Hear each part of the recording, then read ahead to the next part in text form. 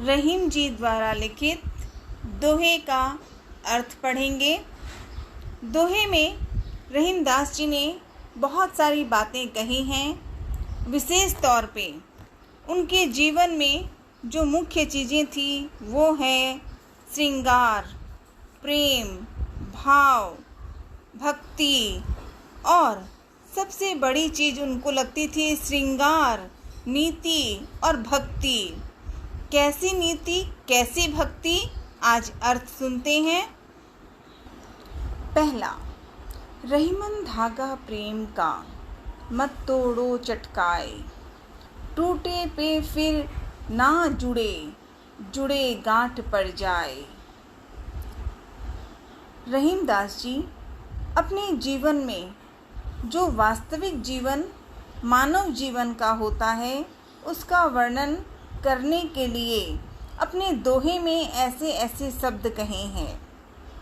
रहीम ने विशेष तौर पे इस बारे में कहा कि प्रेम रूपी धागा अगर एक बार टूट जाए, एक बार अगर टूट जाए तो दोबारा नहीं जुड़ता।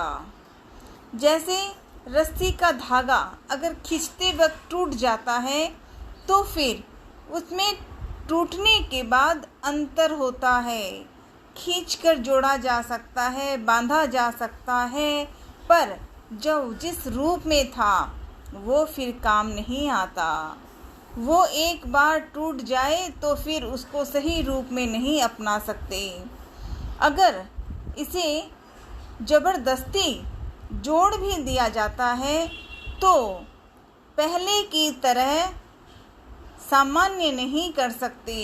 सामान्य दिखाने में दिखता है कि जोड़ दिया, पर जोड़ने पर भी सही अर्थ नहीं होता। इसमें गांठ जो है वो पड़ जाती है तो पड़ी ही रहती है। इसीलिए पहले इसमें इस दोहे में जो कहा कि रहीमन धागा प्रेम का, मत तोड़ो चटकाए, टूटे से फिर ना जुड़े, जुड़े गांठ पड़ जाए। तो जीवन में प्रयास ये होना चाहिए। रहीम दास जी यही कहना चाहते हैं कि जीवन में ये होना चाहिए कि सही और गलत को समझें, गलत कार्य को ना करें।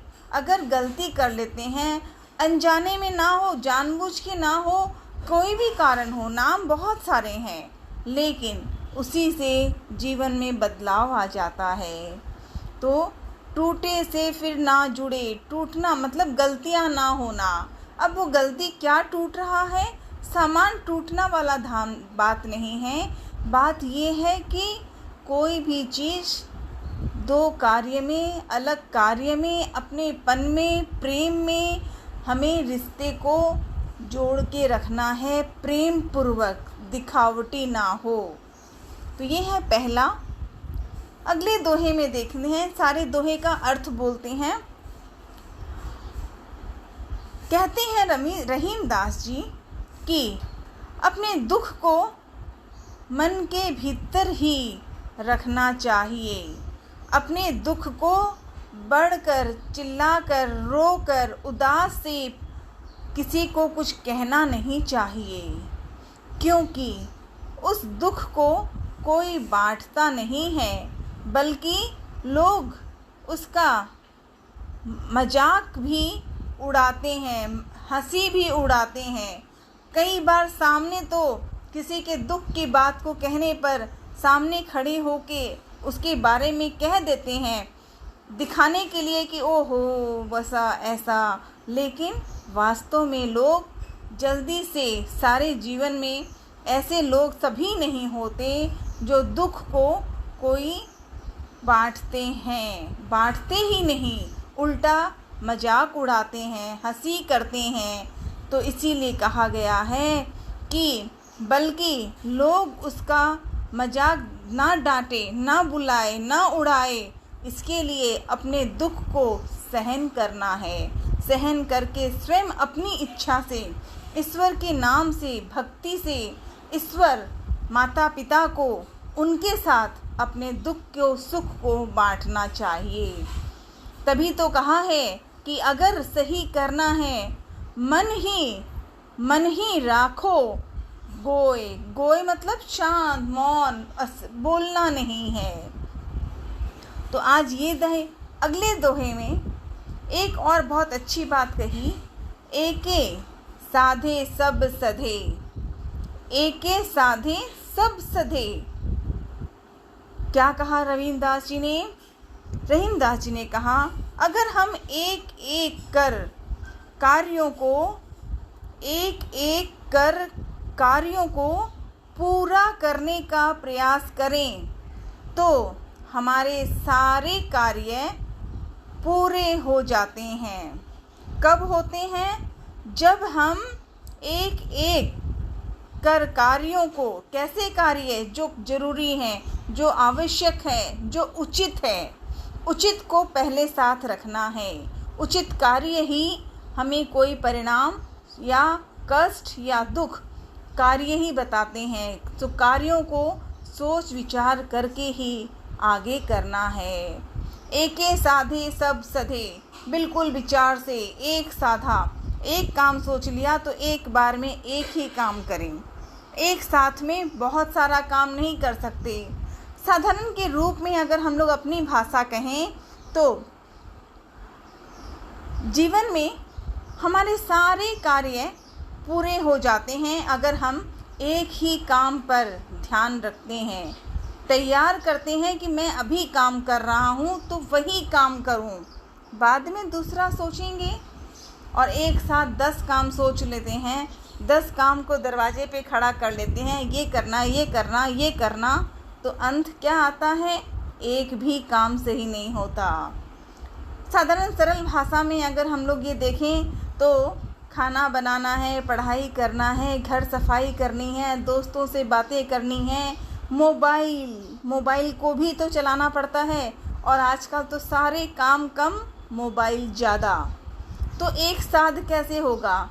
एके साधे सब सधे। मोबाइल को चलाने के साथ बाकी सारे काम करने का प्रयास करते हैं तो बेकार है।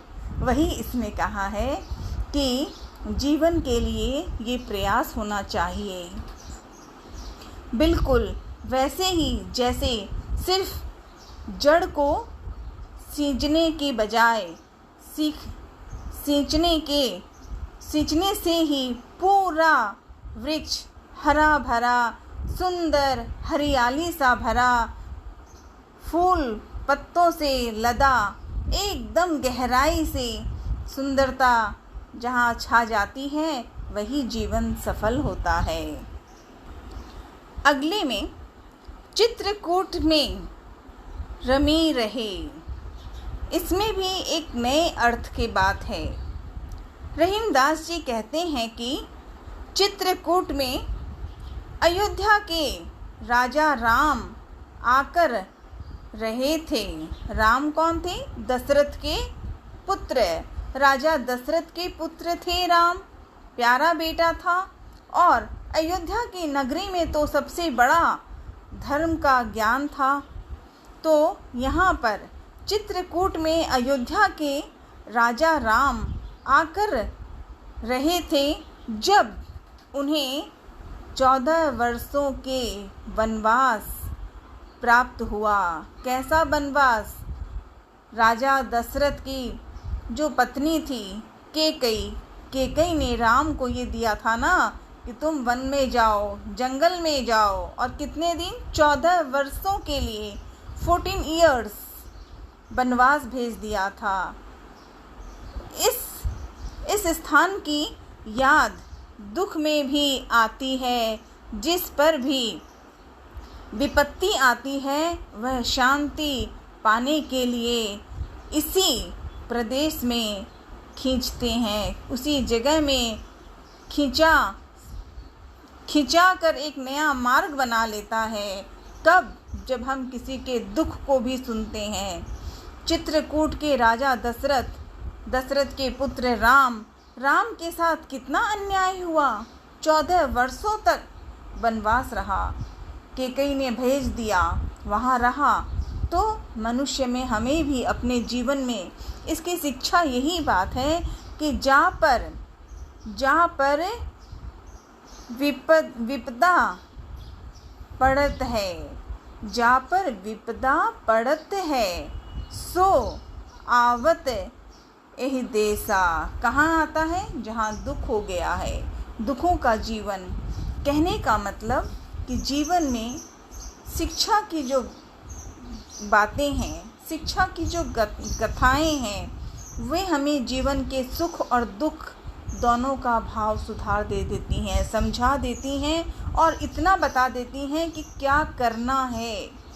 सुख और दुख तो जीवन में होगा, ये जीवन का नियम है, होगा ही। तो हमें चित्रकूट के राज्य में राम की कथा का ध्यान करके अवध नरेश की बातों को समझकर हमें फिर ये ध्यान रखना है कि वह शांति पाने के लिए इसी प्रदेश में, इसी राज्य में, इसी देश में, अर्थात इस धरती पर ही वो हमारे लिए उत्तर बताता है। सही या गलत, अपनापन हो, कुछ गलत हो, कुछ ऐसा हो, कुछ भी हो, तैयार रहना है और उसी से हमें आगे कार्य करना है। तो आज रहीम जी की जो बातें हैं, जो कथाएं हैं, उनकी जो नीति परक दोहे हैं, उसके 4 अर्थ पढ़े हैं। बाकी अगले दिन करेंगे। रहीम जी की जो गाथाएं हैं, जो धर्म की पूजा, जो कर्म की पूजा, जो जीवन में क्या करना चाहिए, क्या धर्म है, क्या जीवन में मुसीबतों से बचने का, प्रयास करने का, सामना करने की कथा क्या है, इसमें इसका प्रयास है। अगले दिन फिर से रहीम जी हम पे और कहानियाँ सुनाएंगे, पढ़ेंगे। दोहे 4 ही पढ़े, 4 पढ़कर भी दिल में प्रेम आ जाता है कि जहाँ अपने आप रहीम दास जी वो कहते हैं, रहीम नहीं, रहीम जी गलती से कह दिया, हाँ रहीम जी ने ही ये सब बातें कही। कभी उन्होंने कहा कि रहीमन धागा प्रेम का, तो आगे कहा रहीमन निज मन की वृथा, फिर आगे कहा एके साधे सब सधे, तो आगे चौथा कहा चित्रकूट में रमी रहे। तो और फिर से देखते हैं कि क्या क्या और कुछ सुनने को मिलेगा। तब तक रहीम जी को धन्यवाद कि उन्होंने इतना अच्छा दोहा सुनाए। रहीम की गाथा निराली। धन्यवाद।